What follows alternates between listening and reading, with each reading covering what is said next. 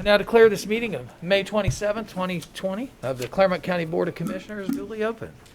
And we would like to start off. I'm going to move G for county staff and elected official discussion up here to the front. I understand that Julianne Nesbitt is with us this morning and will give us a update as to the health of Clermont County. Julianne? Good morning. Thank you for having me. So just a real quick update. Currently in Clermont County, we have 193 cases, 5 deaths. We've had 37 hospitalizations. We have approximately 119 people who have recovered from COVID-19. We do have cases in 4 long-term care facilities. So just a couple things since we probably last talked over the weekend. There were a few additional orders that came out from the Ohio Department of Health, mainly just regarding opening up businesses and practices that they need to follow. So there was ones on gyms, dance instruction studios, and personal fitness venues. And then there was one on kind of a myriad of sports, including baseball, softball, pools, other facilities that kind of fell into that low and no contact sport, as well as skills training for all sports. And then they also amended the order for the schools to allow some buildings to be open to be in compliance with those orders as they kind of start up some of those trainings for fall sports and other things with it. So we are aware that the National Guard is going to come and do some testing at some point. We are aware they're coming to one facility in Clermont County. We haven't heard any additional information about other facilities. They are targeting congregate care, long-term care facilities where there have been cases of COVID-19 in order to do testing there. And then just a quick update. I do want to kind of let everybody know we're pretty happy with things and how they're going a little bit. Although we do see increased cases, we expect that as testing has increased. But I really want to talk about kind of our businesses that are really standing up and being cooperative. As we kind of go through difficult times, they're learning how to do business in a different way, and that's difficult for them. And so we just want to acknowledge that. But just to kind of be aware, as far as complaints that we've had come in, since restaurants opened up on the 21st, we've had a few, but not what we really anticipated. Just kind of speculating, we've had about 22 complaints that came in since the 21st, and including over the Memorial Day weekend. With it, the majority of those complaints regard staff not wearing masks, and then just a few of those deal with spacing of tables within facilities. About half of the complaints are food facilities and restaurants, and the other half are retail stores. But we continue to work with those, keeping in mind we have other partners, local law enforcement and other entities that also will respond if there are any complaints and issues. So, I think overall we're seeing a pretty good kind of return to businesses opening back up. That is all I have at this point, unless you have questions for me. Any questions, board? None. Thanks, Julianne. Thank you. Okay. And before we get started with our agenda, I understand we have a video this morning that we'd like to show. I'd like to read an email for you. This came from Paul Ketterer of 1035 Windsor Court. He had stated that he greatly appreciated that we would forward this on to the frontline workers in Clermont County. Paul, if you get a chance to see this video, not only have we forwarded it on to Clermont County, but we're going to share it with all of Clermont County here this morning. So this came from a neighborhood subdivision. It's Chanticleer Woods, and they said they would like to thank all of you as frontline workers so much for your uncompromising support and dedication during this extremely challenging time. They have made this video in recognition of unwavering service. Please know how much we appreciate you. Could we run that video?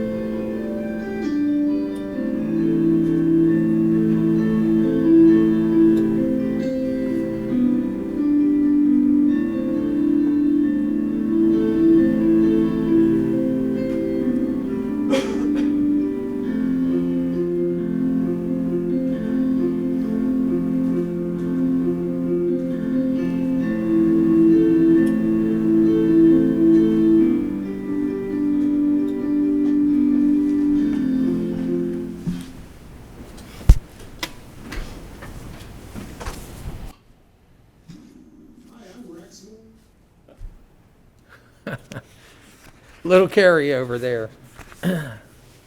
To all of those from Chanticleer subdivision that helped put that video together, you are very much appreciated here in Clermont County. And to all those that have worked tirelessly and so hard during this COVID-19 challenge, we thank you for everything that you do. With that, we'll move on with the agenda.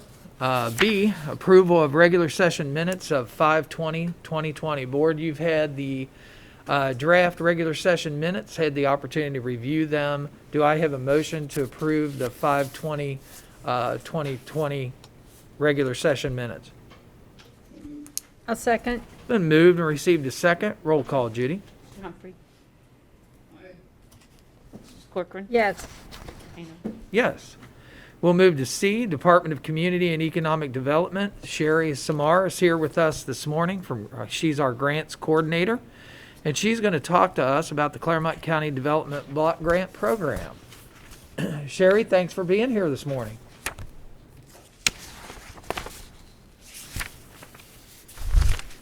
Good morning. Morning. Sherry Smar, Community and Economic Development. I believe I have Paul Lippens here from McKenna and Associates. He is our consultant and has been working diligently with us for almost the last 2 years on our consolidated plan. I'm actually going to turn it over to Paul first and let him explain to you the consolidated plan and annual action plan process and where we are at this point for Clermont County. Paul? Thank you, Sherry. Can everybody hear me? We can, Paul. Thanks for being here with us this morning. Oh, wonderful. I'm going to go ahead and share my screen because I have a short presentation to share with the commission and residents. Oh, it looks like the host has disabled my screen sharing. You're good to go now. All right, thank you. There we go. And let me go into my presentation view.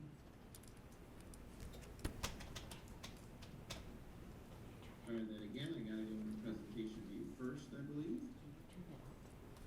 And now I'm going to share my presentation view.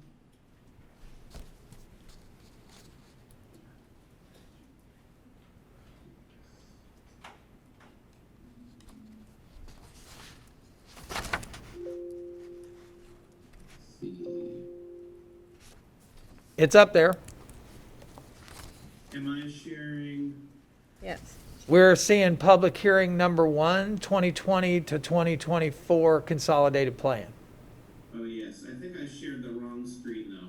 Hold on. I think I shared my presentation view screen. Let me try this one more time. That's the one. We've got it. Okay. There we go. I think you got the right one now. Okay. I'll try and make this brief, and I can take questions following. We're here today to discuss the 2024 Consolidated Plan and Assessment of Fair Housing for Clermont County. My name is Paul Lippens. I'm the Vice President with McKenna, and we had the pleasure of working with Clermont County on the inaugural Consolidated Plan when Clermont County became eligible for receiving community development block grant funds 5 years ago, and this is the first update of that plan. So it is a requirement of HUD when you are a community development block grantee that you make a 5-year plan that consolidates the goals and strategies for utilizing community development block grant funds in the county. And as part of that, we basically update your demographics, documenting the needs and demands for affordable housing, summarize the strategies that were utilized for the last 5 years of funding and what strategies will be brought forward, and articulating the vision in one unified document. So really, Clermont County is a collection of municipalities and organizations that work to service the needs of the county. And what the county does in managing the community development block grant funds is establish that 5-year priority for countywide, and then really work with the local agencies, organizations, and municipalities to help get that funding to people in the community and serve the greatest needs. So, what is the funding allocation? This is probably one of the biggest questions. So, Clermont County has an annual funding allocation of community block grant funds of almost $1 million. So, in the 5-year period, we're programming almost $5 million. Additionally, this year, Clermont County received CARES Act funds of almost $600,000, which we're also taking on programming and making some revisions to the comp plan process to accommodate. What is the CARES Act? The CARES Act, if you haven't heard, is the Coronavirus Aid, Relief, and Economic Security Act. This is authorizes the county to grant agencies, organizations, funds for coronavirus response, and also provided HUD with the power to essentially get this funding out and distribute it very quickly. Really, the requirements for using these funds are very flexible, but the 3 primary objectives of community development block grant funding is that they benefit low or moderate income persons, aid in the prevention and elimination of slums and blight, and meet an urgent need. So within that, there's actually a lot of flexibility in how the funding is used, and Sherry will have more information on specific projects if there are questions related to that. But the county has worked to determine what the need is for the CARES Act funding and develop a project list. So what needs to be done for the 2020 plan? Reviewing the prior funded projects and planning documents that happened in the last 5 years, analyzing the data to understand current trends, assessing prior programming projects and accomplishments, developing potential priorities for the 2020 plan, and meeting with service providers to understand what their strategies are and incorporating them.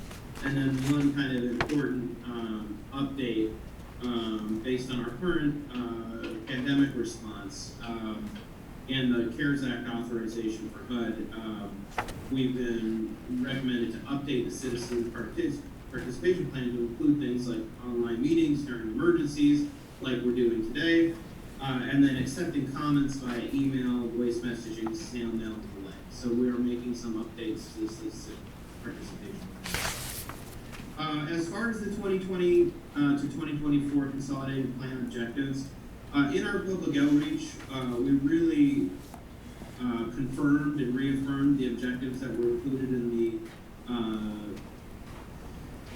2015 plan, but we've established a new order. What we found in reviewing the funded projects from the last 5 years is there were not a lot of project applications for economic development activities.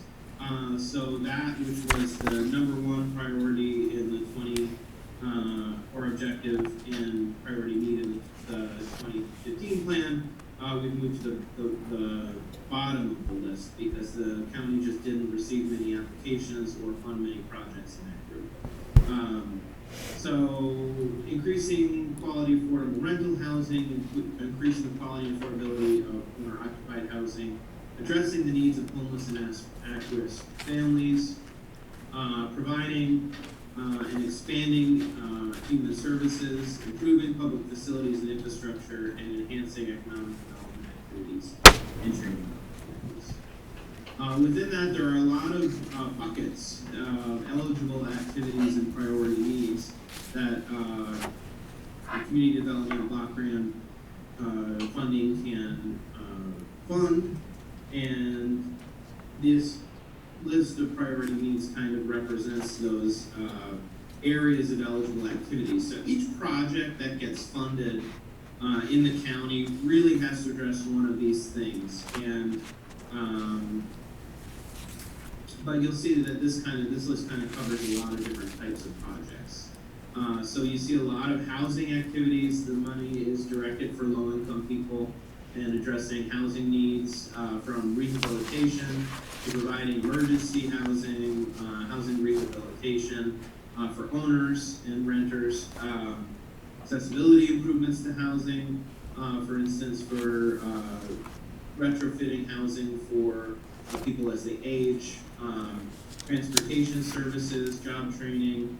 I'm not going to read the rest of the list, but you see the picture, and I know I did spend time with each of the commissioners when we were going through the process, so I know this is somewhat duplicated for commissioners, but I'm also doing this presentation for the benefit of anyone watching. So, as part of this process, the county is also required to update their fair housing assessment.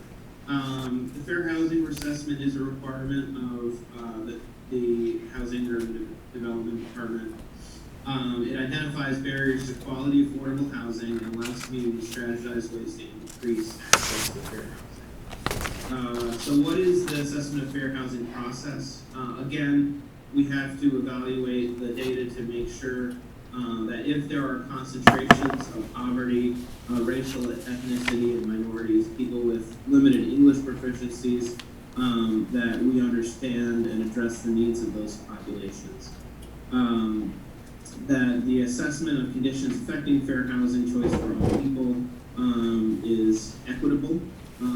So we look at the data to see if any of these, the issues with attaining fair housing are inequitable in the county. Assessment of availability of affordable, accessible housing in random sizes, using of indices to determine quality of affordable housing, and some of the information that we needed to look at, public policies, practices, procedures for housing, zoning and land use policies, the nature and extent of complaints, so we had to look through any complaints that had happened, demographic patterns, results of fair housing testing. There we go. The following statistical indices were used. So the similarity index. This shows if the county is racially integrated. The school proficiency index, which shows if affordable housing is located near quality schools. Job proximity index shows if affordable housing is located near jobs. Labor engagement index shows if unemployment disproportionality is high in certain communities.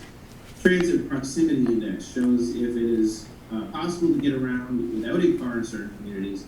The poverty exposure index shows if households are in a poverty cluster areas, and the environmental hazard index shows if areas are disproportionately impacted by environmental hazards. If anyone out there feels that they have encountered housing discrimination, here's some contact information. Ohio Civil Rights Commission, the United States Department of Housing and Urban Development, and the Housing Opportunities Made Equal office in Cincinnati. So a quick summary, this will be kind of my last slide here. I just wanted to share the public engagement that we've completed as part of this process.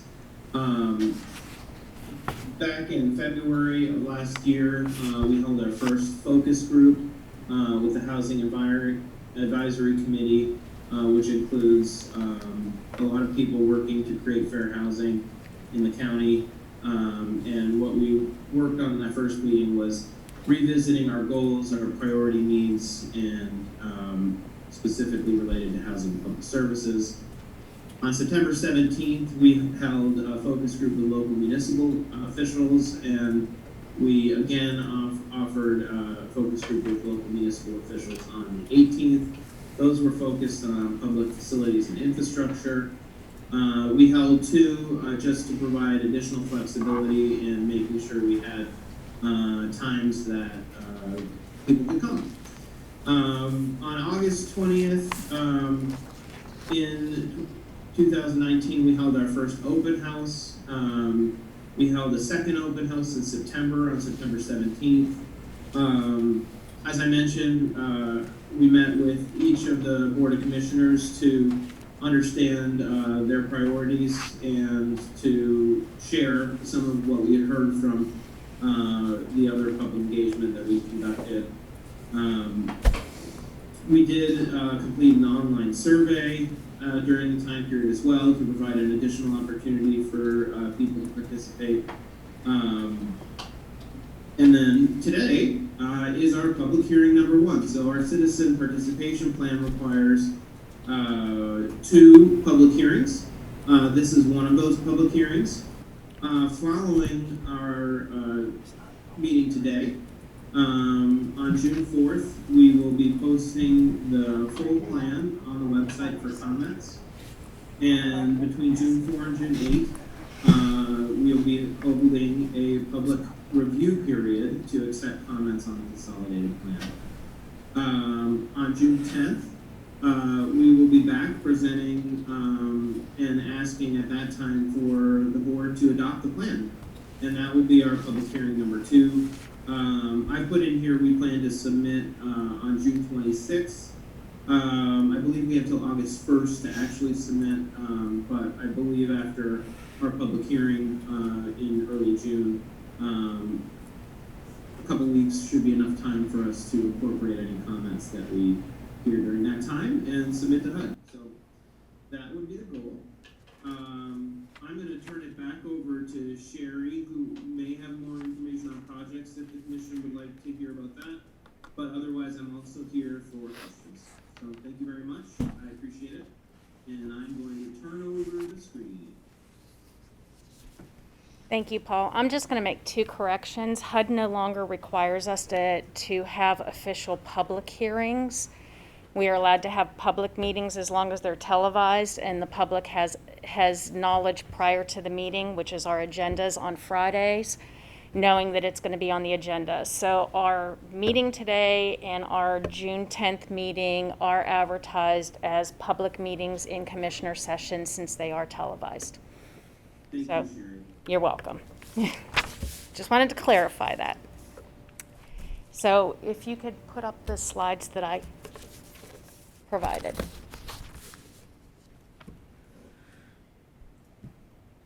All right, the very first slide I presented a couple of months to you all, and it just shows our budget that in $974,086, we're going to take an 18% administration cap. We're capped at 20%. We're taking 18% for administration.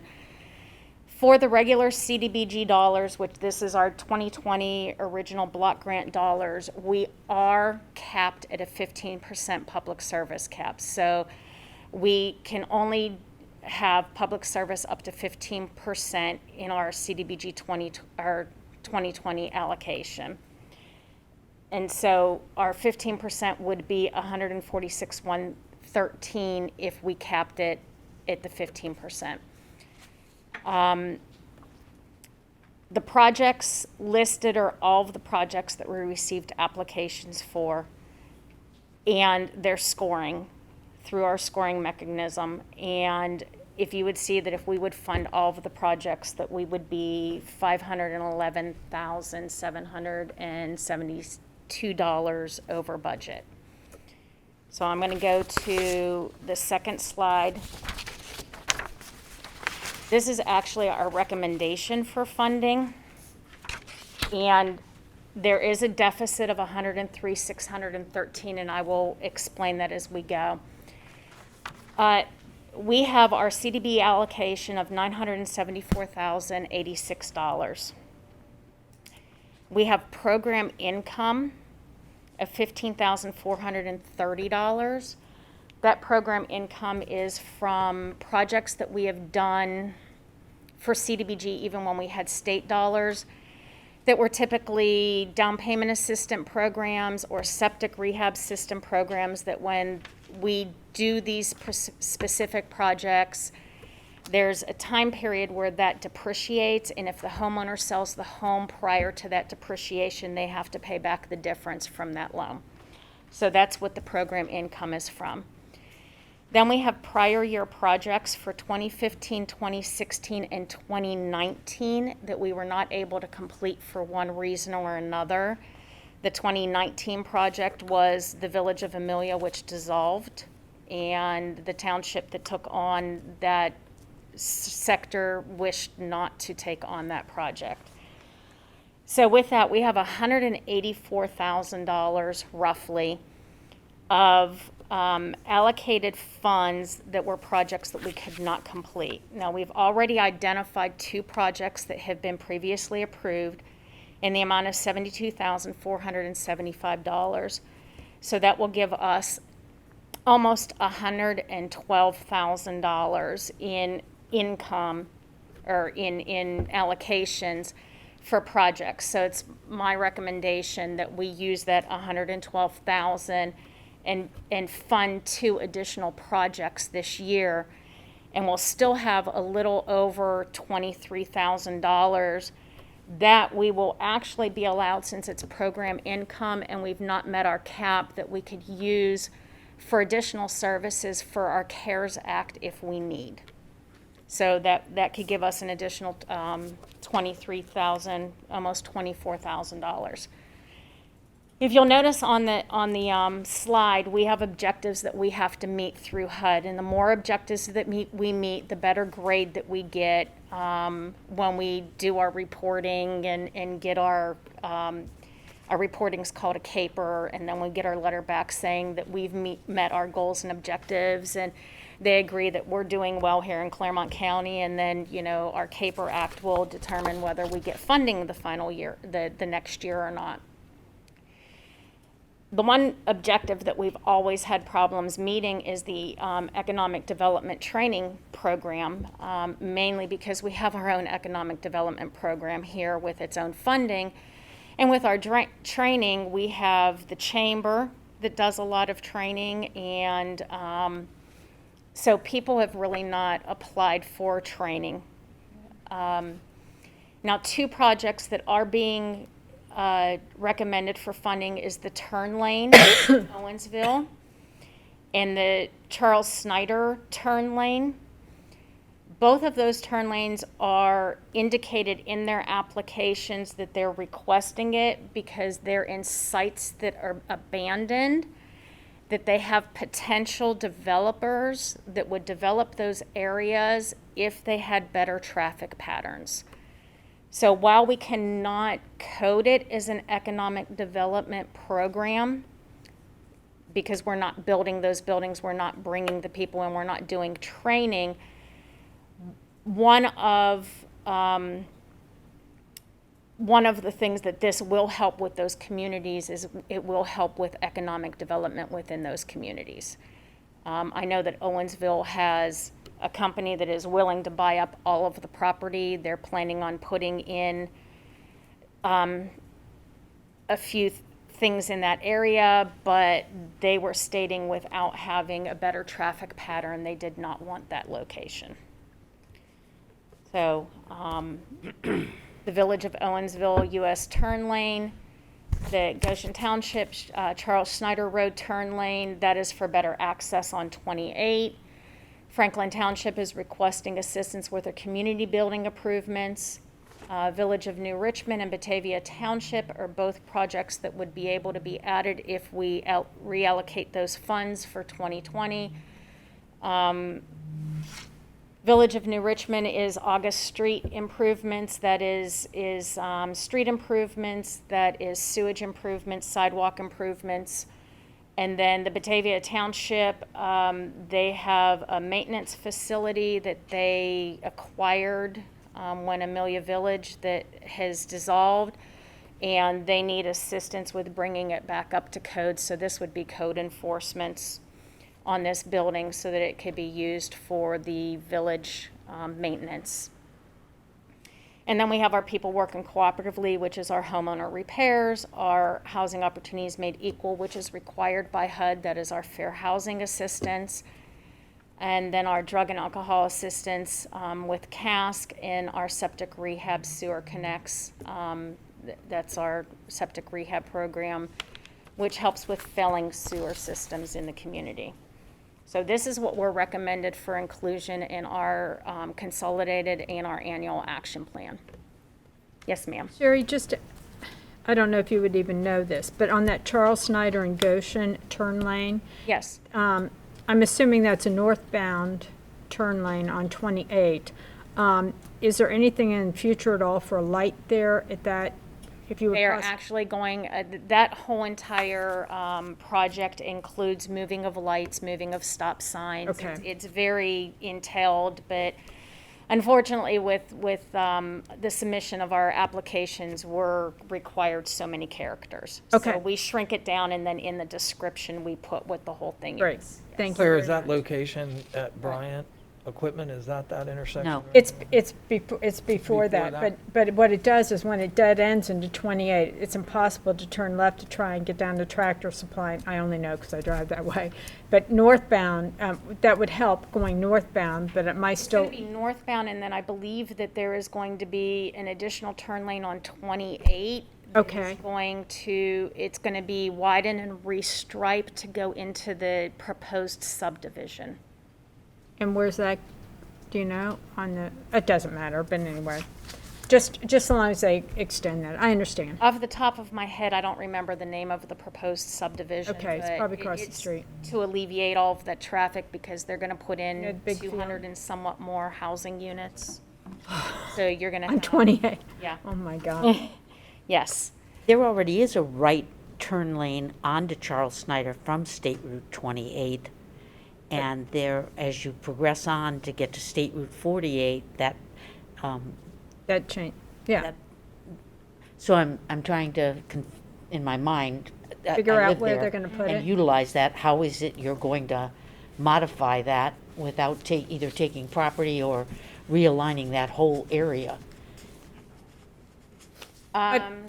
We'd have to look at the I plan. can Yeah. forward you really. the Yeah, you have to get all the application that details. has all of the engineering documents, and everything's been looked at and inspected, and that I could give you that information for you Great. to review. That's Thank you, no Sherry. problem.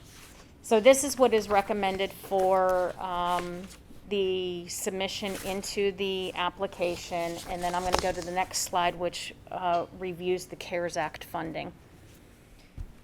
We were given $573,023 of CARES Act funding. I was in a conference call yesterday that had the interim director of HUD, and they have finally come down with their guidelines on CDBG. Their guidelines are, the only waivers that we're going to have is we are having a waiver on the public service cap. There will be no cap for public services. And they are waiving the 30-day comment period, which we're going to be utilizing for our consolidated plan and our annual action plan to include our CARES Act monies, from 30 days to 5 days. Other than that, there will be no other waivers for HUD. We will have to follow all guidelines for CDBG. They are recommending, they are stressing that all funds be used for COVID-19 related. They do state that we cannot duplicate funds. Now, duplication does not mean giving additional funds to a program that's going to help address COVID-19. But if a department or a community received funds from another organization, American Red Cross, they cannot then request funds for us for the same services. If there's a gap in funding, we could pay for the gap in funding, but we cannot double pay. So we'll have to initiate some form of guideline or something where we could see what type of funding those communities receive or do not receive. They do not want any community development projects, so we cannot use this CARES funds to repair a sidewalk or a street. It needs to be for gaps in services It needs to help those that have been affected by COVID-19. And there's a lot of projects that we could try to initiate. I know one of them was mentioned, rental assistance, which we can do for up to 3 months. But in my unmet needs committee, the director of the homeless shelter was in that meeting, and she stated that they have over $40,000 worth of funding for rental assistance that they're going to have to turn back because nobody's applying for it. That's not what people are asking for. And what So if we- organization is that, Sherry? That's the homeless shelter. Homeless shelter, So right. it's the health, the Okay. public, no, that's not public health, that's the community services. Couldn't think of the word, I'm so sorry. That's all right, we couldn't think of it either. So if we have an agency that's saying that they can't give the money away and they're going to have to turn it around, it would not be my recommendation to then turn around and say that we're going to do the same thing. So my recommendations for the CARES Act for specific programs, and then a final suggestion is we are already receiving almost double the requests on home repairs for people, homeowner repairs, because they're out of work. And now they're having issues with, we just had a phone call today that they cannot get their air conditioning unit working, and they have elderly in the home. And people working cooperatively has had to respond to it, and normally it would not be an issue for this particular household, but the two people that work in the household are both, one is without a job at this point and the other one is laid off, and the funds are not there. So we are seeing an increase in requests for homeowner repairs. This allows us to keep people in their homes and not lose their homes. Senior Services is requesting additional funds for their homeowner repair program to keep seniors in their homes. Clermont Public Health, we're recommending additional funds to repair septic systems. We have 58% of our septic systems failing in the county, and we feel that there's going to be more households that are going to need assistance with that, with being out of work for the 3 months that they are now. Fair housing services, we're already seeing an increase of complaints in fair housing. We will have to increase that fair housing services. We now have landlords that, now that we're opening up, that are trying to evict people that have utilized the rental relief program during COVID-19. So we're seeing a larger increase. Any additional funds, I'm recommending that we do a public service gaps fund, which we can do, and that we could determine at a later basis on what our application process is going to be and what we want those funds to go towards. And those could actually go towards a myriad of issues. I know that for our homeless shelter for the 3 months, they had to, for social distancing, they had to get hotel rooms and rent hotel rooms. So, you know, that particular fund, we could do an application, they could apply for the funds, and then we could reimburse expenses. And we are permitted to reimburse expenses all the way to November, when COVID-19 was actually identified, even prior to our lockdown.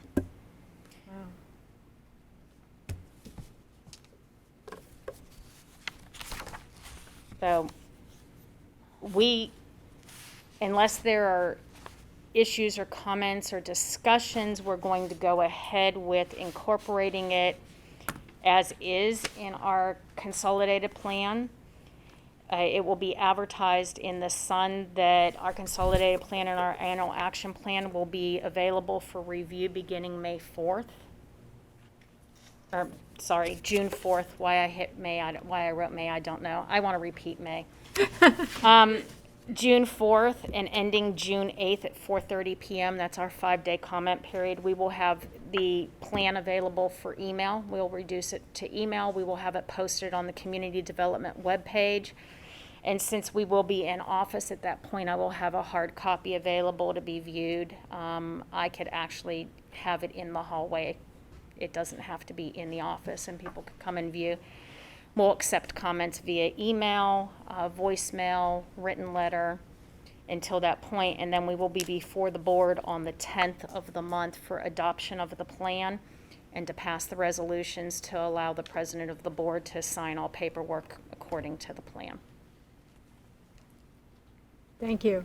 I'm open for any questions that anybody has, and Is it, Just a comment on one thing. You know, Yes, sir. Take a look at, if you would, before you go ahead.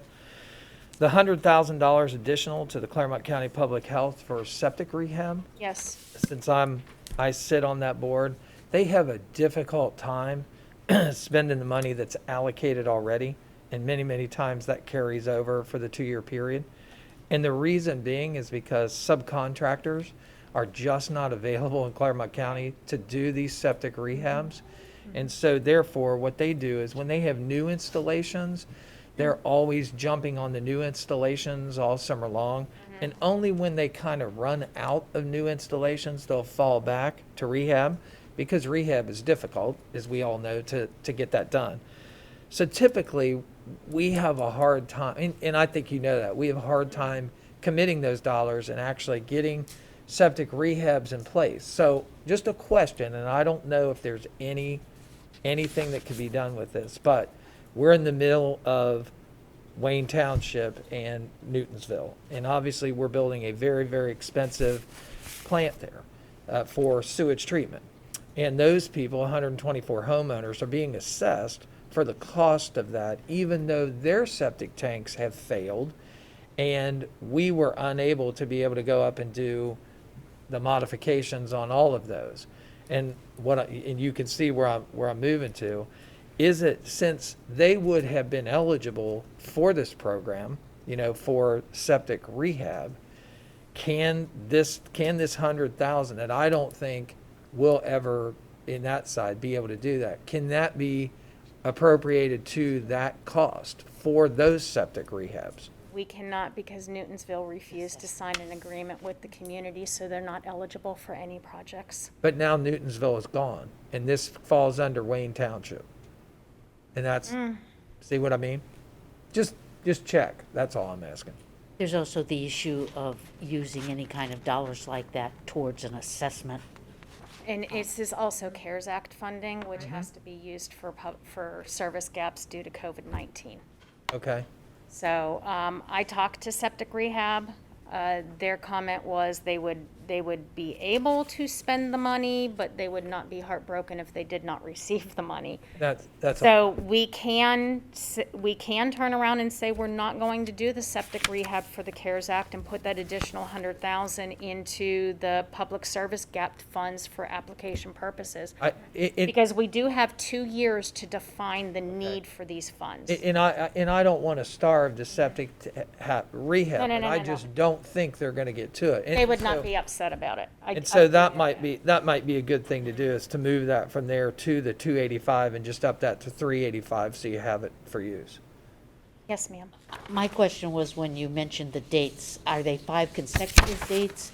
Because you're into Saturday and Sunday, which are usually not applicable because we're not open, the statute indicates. Weekends are applicable according to HUD. Okay, So, and since it's going to be available on the website, the plan, it could be viewed on Saturdays and Sundays as well, and that is considered, it is not 5 working days, it is 5 consecutive days. okay. Sherry, great job, just that one comment. Paul, thanks for all your hard work. I think he's muted. Okay.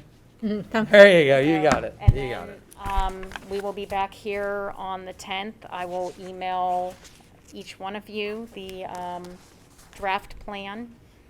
It's several hundred pages of Thanks. really good bedtime reading. Thank you, Sherry. Thank you. Thanks, Sherry. Thank you. Thanks, Paul. Any other presentations, Tom, Greg? Okay. Then we don't have a whole lot of time, but we'll move on a couple. We'll go to D, the consent agenda. Board of Consent Agenda has been prepared for you. I know you've had it since Friday, had the opportunity to review it, make comments, request changes. Are there any items that need to be removed from the consent agenda for further conversation or discussion? None. Nothing there, then I'd ask for a motion to approve the consent agenda as presented. I'll make the motion. Okay, it's been moved and received a second. Roll call, Judy. Mrs. Corcoran. Yes. Mr. Humphrey. Mr. Painter. Yes. And then item E, I would proceed in the non-consent agenda, but I don't think we have time to get through any of that.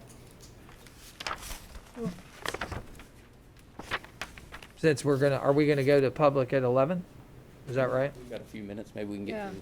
through. We can give that, so we'll move to the non-consent agenda. And the non-consent agenda starts on page 2. We'll start with, obviously, item 3, recommendation that the Board of Commissioners adopt Resolution 067-20, resolving to approve payment to vendors in the amount of $1,531,175.20, as set forth in the BCC approval invoice reports for checks dated May 27, 2020, BCC directed prepaid invoice reports, or the procurement card transaction report, as presented by the county auditor on May 26, 2020, and further authorizing the county auditor to issue warrants for the same pursuant to section 319.16 of the Ohio Revised Code. Do I have a motion to approve the bills? Pay the bills. I'll second. Been moved and received a second. Roll call, Judy. Mr. Humphrey.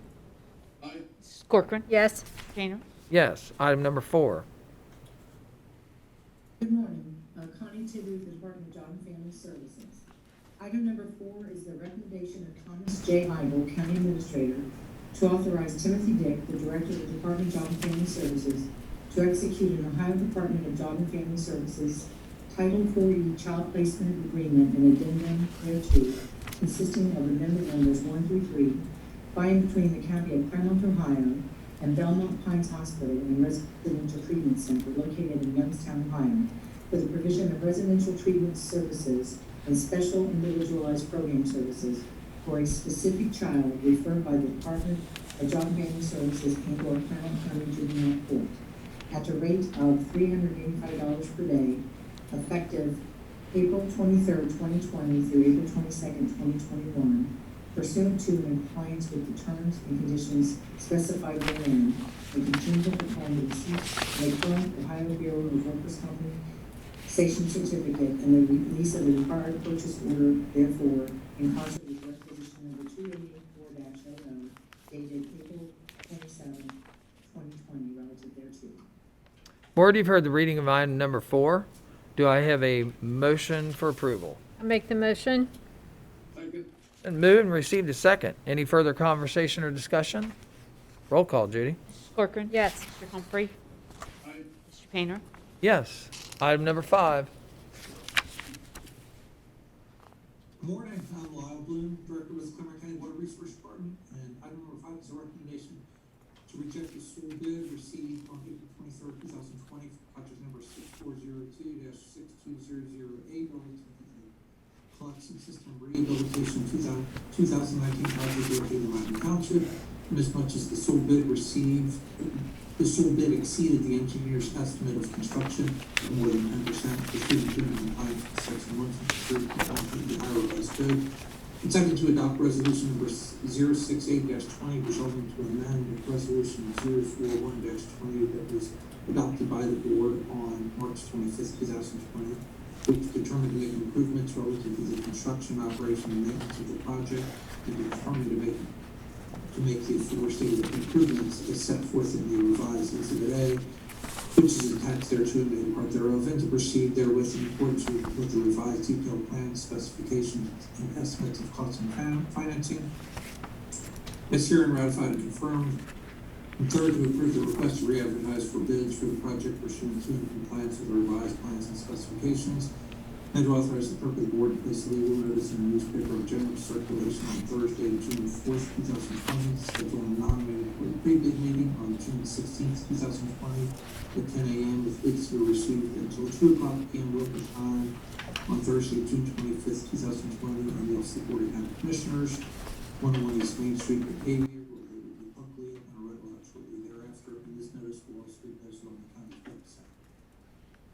Board, you've heard the reading of item number 5. Do I have a motion for approval? A second? Been moved and received a second. Any further conversation or discussion? Roll call, Judy. Mr. Humphrey? Mrs. Corcoran? Yes. Mr. Painter? Yes. Item 6. Item 6 is a recommendation to authorize David L. Painter, President of the Board of County Commissioners, to execute change order number 1 to the contract with Smith Corp. Incorporated out of Cincinnati, Ohio. This was previously ratified by the board on November 13th, 2019. And this is relative to the Branchville Guinea Road Water Main Replacement Project, which is Bridle Path to Merle and Gerald to Glen Echo, located in Miami Township, and represents an increase in the amount of $108,263.23 for a total adjusted contract price to date of $1,941,173.38, as well as a non-compensable extension of time of 15 calendar days for the completion thereof for a revised contract completion date of July 25th, 2020. This is for additions, deletions, and or modifications thereto as defined therein and contingent upon the release of the required purchase order. So essentially, during the time that we were bidding this project, there was fiber optic line installed in the same location that we had planned to put this portion of this water main. So we had to relocate a portion of the water main about 1,500 feet into the pavement, which is the reason for the majority of the change order. Board, you've heard the reading of item number 6. Do I have a motion for approval? Make the motion? Second. Been moved and received a second. Any further conversation or discussion? Roll call, Judy. Mrs. Corcoran? Yes. Mr. Humphrey? Aye. Mr. Painter? Yes. Just finished. Item number 7. Item number 7 is a recommendation to approve the request to advertise for bids for sludge and raw wastewater hauling services for the Clermont County Water Resources Department pursuant to the specifications, and to authorize the clerk of the board to place a legal notice in a newspaper of general circulation on Thursday, June 4th, 2020. Schedule a non-mandatory pre-bid meeting on Thursday, June 11th, 2020 at 10 a.m. local time, with bids to be received until 2:00 p.m. local time on Thursday, June 25th, 2020. In the office of the Board of County Commissioners, 101 East Main Street, Batavia, where they will be publicly open and read aloud shortly thereafter, and this notice will also be posted on the county's website. We have an estimated annual cost for this work is $100,000. Board, you've heard the reading of item number 7. Do I have a motion for approval? So moved. A second? Been moved and received a second. Any further conversation or discussion? Roll call, Judy. Mr. Humphrey? Aye. Mrs. Corcoran? Yes. Mr. Painter? Yes. And we will suspend going through the non-consent agenda, and we will move to item I, if that's acceptable. Judy? Item I is, it is, what time do we have officially? It is 11 o'clock. It is 11 a.m., and we have a public hearing on a proposed vacation of a portion of Fisher Lane, T851, situated within Fisher subdivision, located in Union Township, pursuant to and in compliance with Section 5553.045 of the Ohio Revised Code. We have reached the time and the place of our public hearing. Just to give the board a brief overview, on May 6th, we acknowledged the receipt of the Board of Union Township Trustees resolution requesting the board to vacate a portion of Fisher Lane situated within Fisher subdivision, located in Union Township as described in the documentation, pursuant to and in compliance with Section 5553.045 of the Ohio Revised Code. The board accepted the preliminary report of the county engineer dated April 17th, and as it relates to that aforestated request, and established this date, time, and location for the public hearing in accordance therewith. As you will recall, no viewing is required and no publication of the legal notice, but notification to the abutting property owners and the requisite township trustees was sent with the documentation. Both Craig Reisner, the deputy surveyor for Jeremy Evans, county engineer, and Alan Edwards, assistant prosecuting attorney, are here. We've had a few bumps along the road, but I think as of 4:03 last evening, we seem to have gotten the requisite information that we need but I would indicate that, Craig, if you want to give your report at this point in time. Thank you, Craig. Good afternoon, Craig Reisner, County Engineer's Office. So we have the proposed vacation of a portion of Fisher Lane, Township Road 851, located in Union Township. And the acreage for the proposed vacation is 0.115 acres. And it's a 100 feet long by 50 feet wide strip of the end of Fisher Lane. It's adjacent to lot 19 and 20 of Fisher subdivision. Per your request, I reviewed the plat and description contained in Union Township Resolution 2020-08 to request to vacate a portion of Fisher Lane, Township Road 851, previously dedicated right-of-way as it appears in Plat Book G, page 35 of the Clermont County Recorder's Office. So we got a request to vacate from the Union Township Board of Trustees. The proposed vacation will not reduce Union Township ODOT road mileage, but the proposed vacation would landlock parcel 414211-020 and 414211-019, lots 19 and 20. So the next line says, legal description and plat are not completed and acceptable for vacation. We require them to do a combination plat to combine all these parcels together so that we don't create a situation where we are landlocking parcels. Okay. So they have provided, as of 4:05 yesterday, they dropped off at the engineer's office a plat and a legal description and a deed to transfer these lots to themselves and eliminate the landlocked situation. So I would recommend that if the board considers this vacation, it would be contingent upon approval of that replat and recording of that replat. And I have the recording fees and everything provided by Fisher Homes. So even though it says it's not complete and acceptable, that's as of this moment. But if we approve the replat and the deed and it all gets recorded, then I think the board could choose to approve the vacation if they choose to. So it would be your recommendation that if we consider a proposal, that we would make it contingent upon the receipt of the record plat for lots numbers 19 and 20 and the requisite deed in and as it relates to that new lot number 20A and the required recording in relative thereto. Correct, received and recorded. Okay. And when we're talking about replat, is the replat to 19 and 20, or is it to replat 19 and 20 into one plot? It's 19 and 20 plus a portion of acreage adjacent to it. Okay. And that'll give Fisher Homes the opportunity to put a new section of subdivision in that area. And that's the real purpose here. Fisher Home has come to Union Township and wants to develop this piece of property. Correct. That they already own. Is that Yes. correct? Yes, the owner is FKH LLC, which was Okay. signed by Henry Fisher as the sole owner. Okay. And this is something that brings new homes to Union Township and is something that their trustees have said that they want to move forward to in their township. I would assume so, because the trustees did provide the resolution asking the Board of Commissioners to vacate. Okay. Okay. Thank you. Thank you. I know Alan, do you have any comments or suggestions? Good morning. My only comment would be, and I had suggested this, that this is under a different section where the township has requested the vacation. Okay.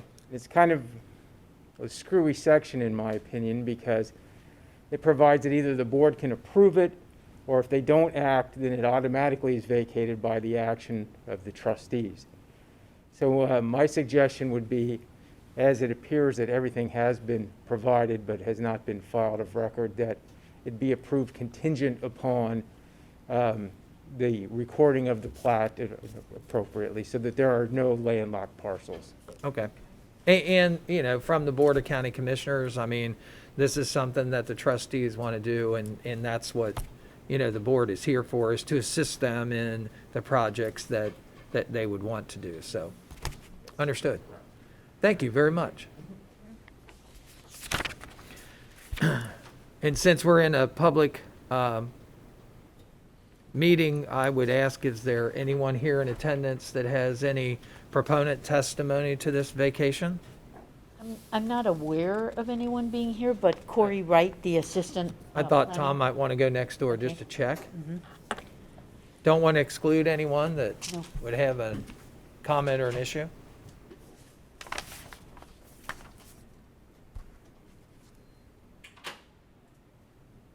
No one? I didn't think they would be. And I would ask if there's anyone that's opposed. And no one is over in our other room, and obviously there's no one here. Okay. So we can adjourn. So Judy, are there any, following this hearing today, will there be some type of acceptance period for written correspondence? If the board so chooses, subsequent to the adjournment of this public hearing, I prepared a resolution with the contingencies approved by the prosecuting attorney, and it's my understanding that we will have all documentation to conclude this next week, for next week's agenda on June 3rd to do the replat. And so at that point in time, had they been more timely, it was our intent to do them simultaneously. In other words, bring about the road vacation and the record plat in concert therewith, in order to prevent any landlocking and to be able to proceed judiciously. But time being of the essence, and we've all talked about it, that if the board's in agreement, we would bring that record plat for the replat of those two lots back to the board for ratification next week. And so a resolution has been prepared today for It has. consideration by this board to proceed forward. It has. Okay. Is there anything else to come before this public hearing? Seeing none, I'll close the public hearing and we'll move on with the agenda. Board? Ed, there at your virtual location, any comment on the public hearing? Nope, thank you. I think we should approve it, based on the approval of the, plat. Okay, And the recording of it. thank you. Yep. All right, then we will proceed on with our non-consent agenda with item 8. Thanks, Craig. Thank you. Thanks, Alan. Morning. Morning, how are you? Good. How are you guys? And you are Bill Harris, is that correct? Bill Harris, Director of the Clermont Transportation Connection. I have item number 8, which is the recommendation of Thomas J. Eigel, County Administrator, to adopt resolution number 069-20, resolving to authorize the Director of the Clermont Transportation Connection or designee to file an application including furnishings such as additional information as required in connection with the application on behalf of the Clermont County Board of Commissioners with the Ohio Department of Transportation, 1980 West Broad Street, Columbus, Ohio, 43223, for the Urban Transit Program for state fiscal year 2021 in the amount of $203,810, and to authorize David L. Painter, President of the Board of Commissioners, to execute the standard state assurances relative thereto, pursuant to and compliant with the terms and conditions set therefore in. Board, you've heard the reading of item number 8. Do I have a motion for approval? Make the motion. Second? It's been moved and received a second. Any further conversation or discussion? Bill, anything further? I have item number 9. Okay, then I would ask, roll call, Judy. Mrs. Corcoran. Yes. Mr. Humphrey. Aye. Mr. Painter. Yes. Item number 9.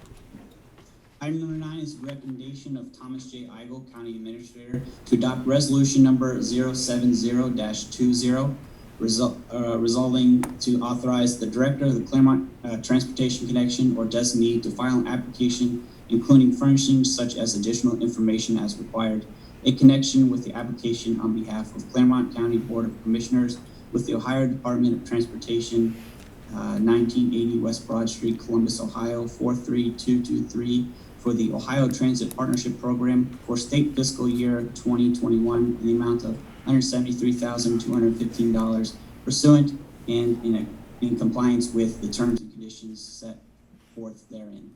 Board, you've heard the reading of item number 9. Do I have a motion for approval? So moved. A second? Been moved and received a second. Any further conversation or discussion? Roll call, Judy. Mr. Humphrey? Aye. Mrs. Corcoran? Yes. Mr. Painter? Yes. Commissioner Painter, just real Sir. quickly on that, just to clarify why this amount is the same amount as we applied for 2020 for the same grant. And they have notified us that we will not be receiving those funds. So what we did was we turned around and applied for the same amount of funding for 2021. Okay. And that includes our vans with the lifts. And that's primarily what the funds are going towards. Okay. And then just an offline conversation, I think you both have seen the OVRDC possible application for transit. Yes. Okay. I forwarded that to Mr. Harris yesterday. Okay. Absolutely. Yes, I'll be attending the webinar on the 9th, I believe. Okay.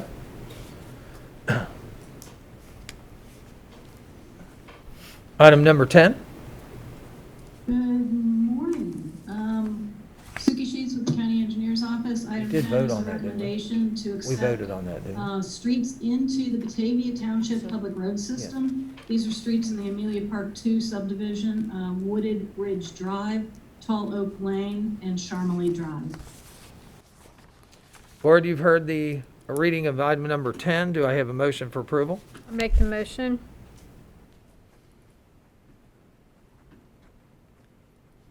I'll second that motion.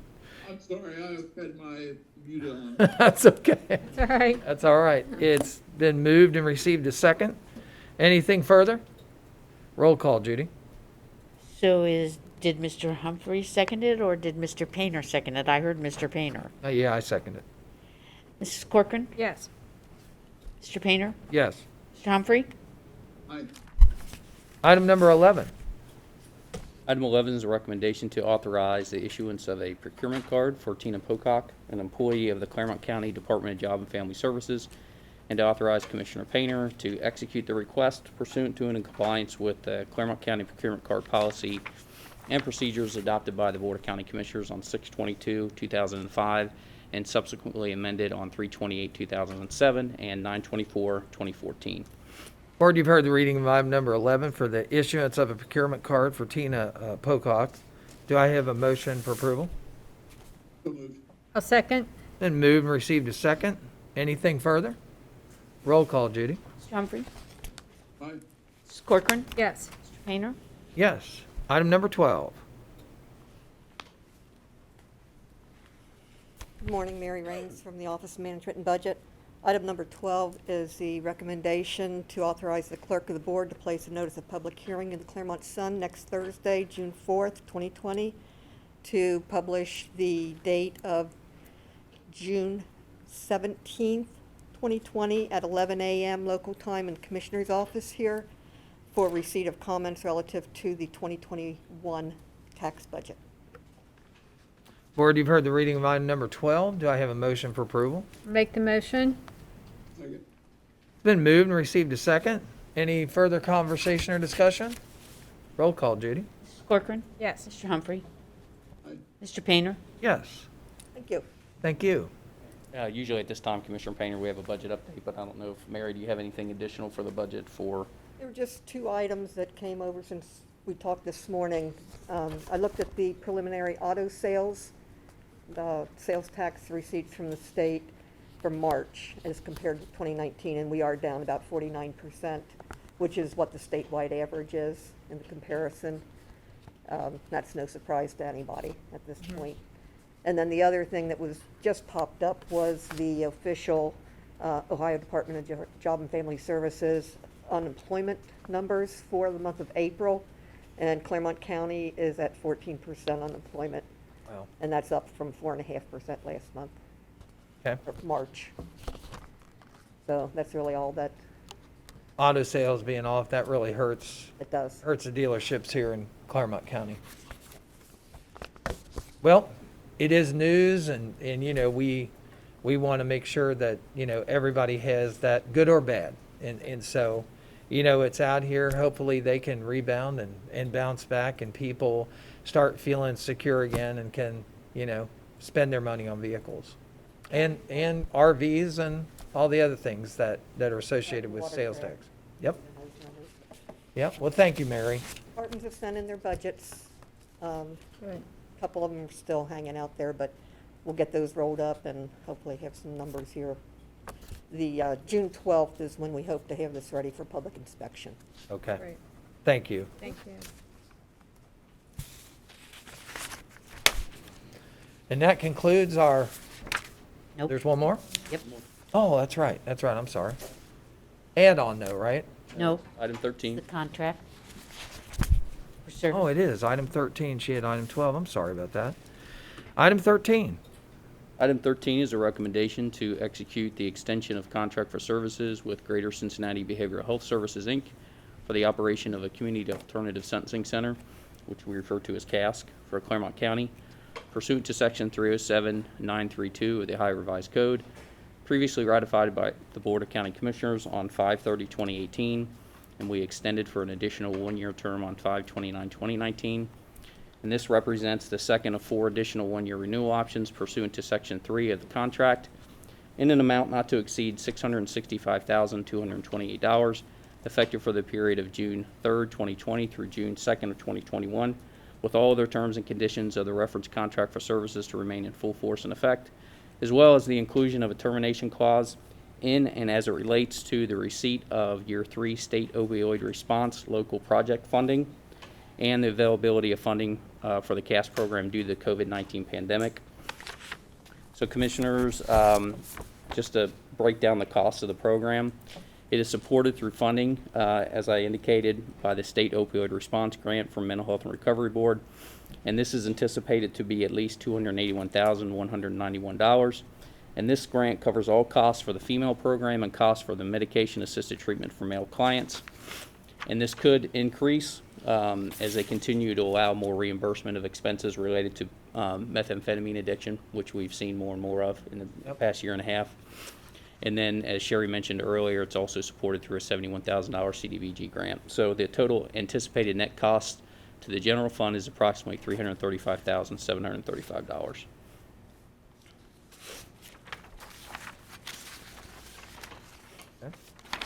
Board, you've heard the reading of item number 13. Do I have a motion for approval? So moved. A second? Been moved and received a second. Any further conversation or discussion? Roll call, Judy. Mr. Humphrey? Aye. Mrs. Corcoran? Yes. Mr. Painter? Yes. Now we've reached the end of our regular non-consent agenda, and we'll move to F, additions to the agenda. We have one addition to the agenda for consideration. We do. It's resolution number 071-20, a resolution determining to vacate a portion of Fisher Lane T-851, situated within Fisher subdivision, located in Union Township, Clermont County, Ohio, as identified in the public hearing. I need a motion to add to the add-on. Right. I'd request a motion to add this addition to the agenda. Do I have a motion to add? I'll make the motion. Second. Been moved and it's received a second. Roll call, Judy. Mrs. Corcoran? Yes. Mr. Humphrey? Aye. Mr. Painter? Yes. The item has been added.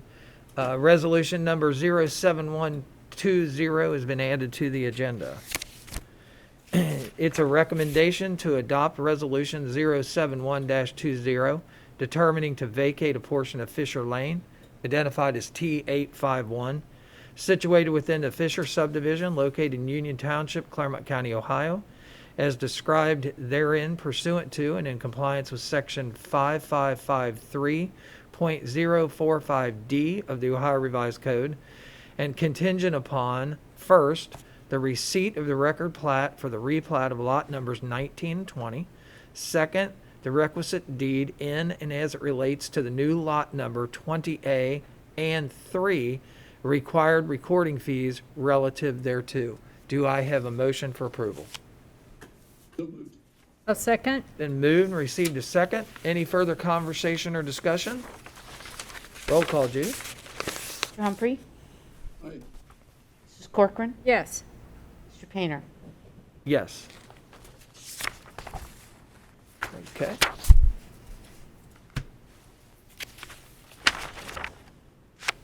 No further additions? No, sir.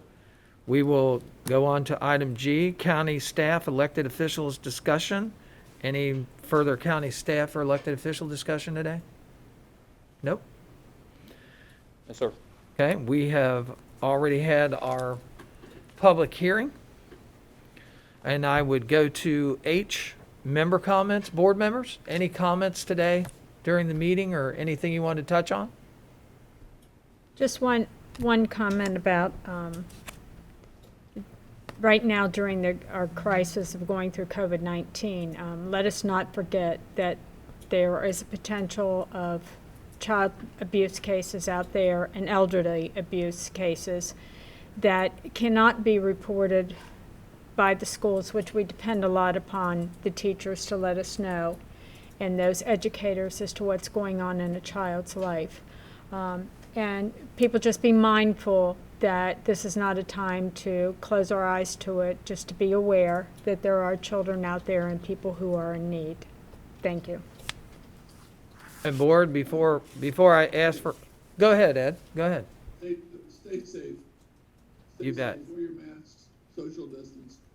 And, you know, speaking from the board here and for myself, we're obviously in a trying time. We're trying to move forward out of this COVID-19. We're seeing some of the restrictions are being relaxed. You know, we're all in this together. The things that frustrate the general public and things that aren't moving fast enough also frustrate us as people. You know, just understand that, you know, we have to be mindful and we have to move forward in a systematic approach here to make sure that we only get one chance to do this reopening right the first time. If you have to do it again, you know, then that will present all kinds of challenges to everyone. So, you know, let's move forward and do the right thing first so that we don't have to do this again, so that we come out of the end of this without masks and without these restrictions and with being able to get on with our lives. So do it right the first time. Thank you. Anything else, board? I'd just like to bring to the board's attention that today is the 25th of the 50th regular session required by the statute for the Board of County Commissioners. So we are 50% complete for the year. May 27th. There you go. And maybe some people don't know that boards of commission in the state of Ohio are required to have 50 meetings, or should I say, I shouldn't say regular session. Yes. Because that is 50 regular session, sessions. which does not count special meetings and other instances of the meeting of the board. But boards of commission are required to hold 50 meetings during the year. We religiously do that and make sure that we have them in time to be able to treat any special needs, you know, for additional meetings. So we are at the 50% mark.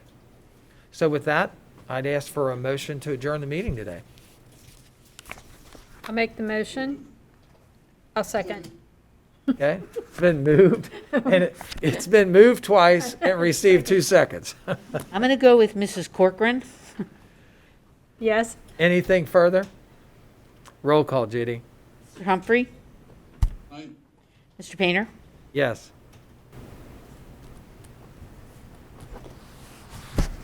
You called Ms. Corcoran early.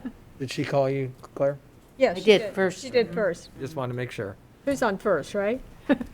And with that, our meeting for 5/27/2020 is moved to adjournment. Thanks for attending today. And just keep that in mind that, you know, do it the first time and do it right. And we'll see you this next Wednesday. Thanks for attending, and I hope you learned something today. Thank you.